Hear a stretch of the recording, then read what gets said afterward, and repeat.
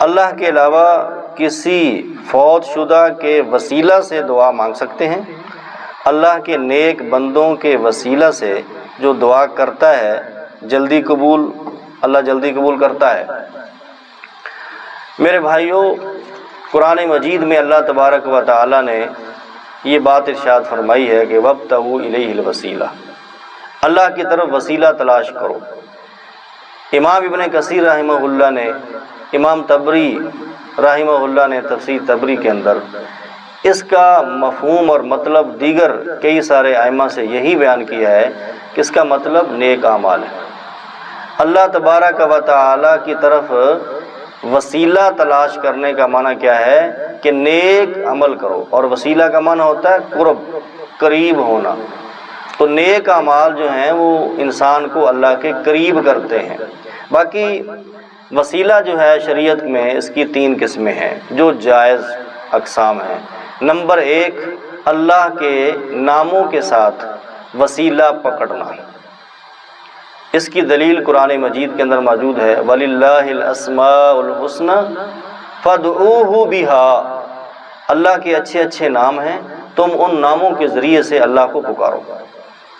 اور دوسرا وسیلہ ہے نیک اعمال کا وسیلہ۔ قرآن مجید میں اس کی کئی ساری مثالیں ہیں مختلف آیات کے اندر کہ نیک اعمال پیش کر کے اللہ سے دعا کرنا۔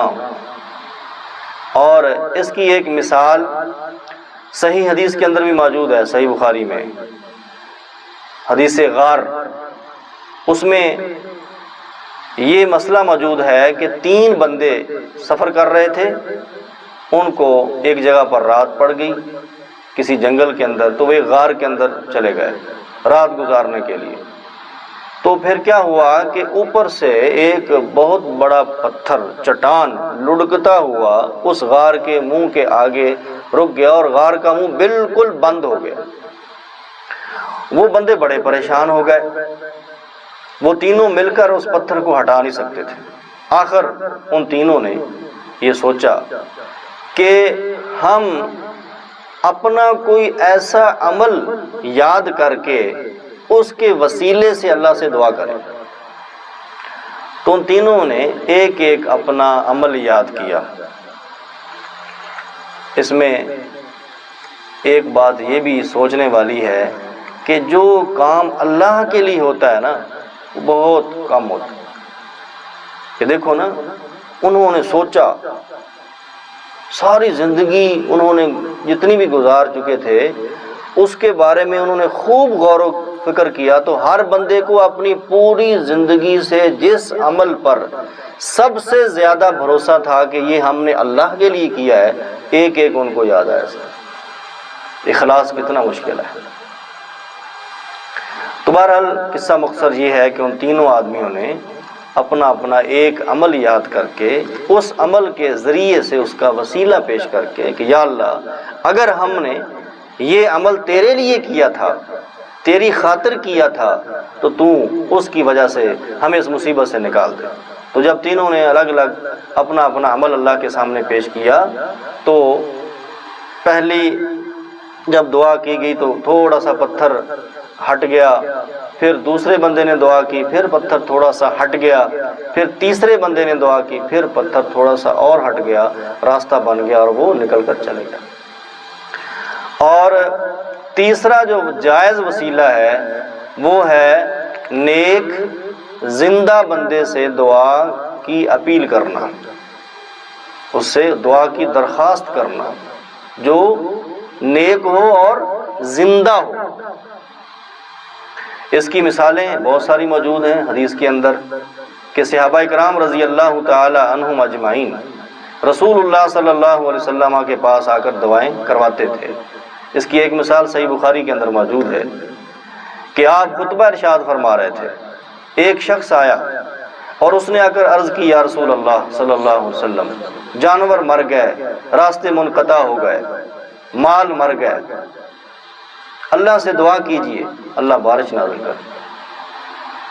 دیکھیے صحابی کیا کر رہے ہیں، اللہ کے نبی صلی اللہ علیہ وسلم سے کہہ رہے ہیں کہ تم اللہ سے دعا کرو کہ اللہ بارش نازل کرے۔ اس سے کیا ثابت ہوا کہ صحابہ اکرام رضی اللہ تعالیٰ عنہ کو یہ عقیدہ سمجھایا گیا تھا کہ بارش اللہ نازل کرتا ہے، اور رسول اللہ صلی اللہ علیہ وسلم سے انہوں نے یہ نہیں کہا کہ یا رسول اللہ تم بارش نازل کرو، یہ نہیں فرمایا۔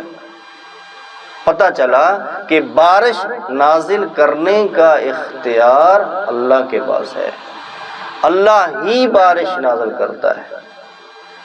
ہاں، بندوں سے یہ کہا جا سکتا ہے جو زندہ بندے ہیں کہ اللہ سے دعا کرو کہ اللہ بارش نازل کرے، تو رسول اللہ صلی اللہ علیہ وسلم نے ادھر ہی ہاتھ اٹھا دی، آپ نے اللہ سے دعا کی، بارش شروع ہو گئی۔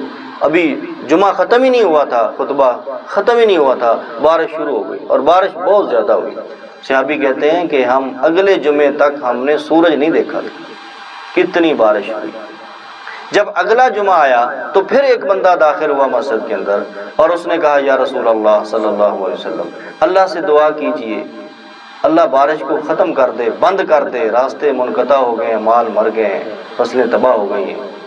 تو پھر اللہ کے رسول صلی اللہ علیہ وسلم نے ہاتھ اٹھا دیے بارش کے دعا کے لیے، تو اللہ تعالیٰ نے بارش بند کر دی۔ اور بھی کئی سارے واقعات ہیں۔ تو اس واقعہ سے یہ پتہ چلا کہ کسی بندے کو دعا کے لیے کہنا جو زندہ ہے یہ وسیلہ جائز ہے، اور جو بندہ فوت ہو جائے چاہے وہ کتنا ہی نیک ہو، کتنا ہی بزرگ اور مرتبے والا ہو اللہ کے ہاں، فوت شدہ بندے کے پاس جا کر، اس کی قبر کے پاس جا کر اس سے کہنا یا اس کا وسیلہ دے کر اس کی ذات کا اللہ سے دعا کرنا یہ ثابت نہیں ہے۔ اس کی دلیل صحیح بخاری سے ہے۔ سیدنا عمر رضی اللہ تعالی عنہ، ان کے زمانے میں بارش کی ضرورت پڑ گئی، تو وہ سیدنا عباس رضی اللہ تعالیٰ عنہ جو کہ رسول اللہ صلی اللہ علیہ وسلم کے چچا تھے، ان کو میدان میں لے کر آئے بارش کی دعا کروانے کے لیے، اور کیا کہتے ہیں عمر رضی اللہ تعالیٰ عنہ، یا اللہ جب تیرے نبی دنیا کے اندر موجود تھے تو ہم ان کے ذریعے سے تو اسے بارش کی دعا مانگتے تھے، یعنی ان کو کہتے تھے اور وہ اللہ سے دعا کرتے تھے اور تو بارش نازل کر دیتا تھا۔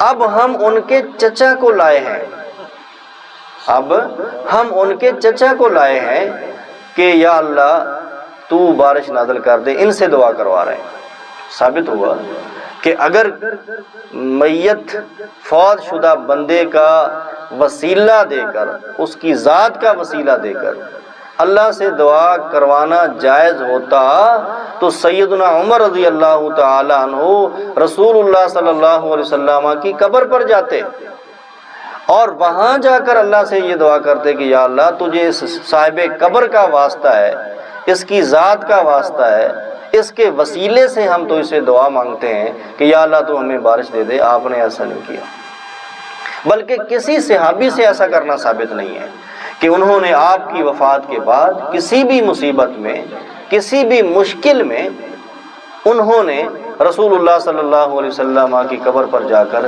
اس طرح کی دعا کروائی ہو۔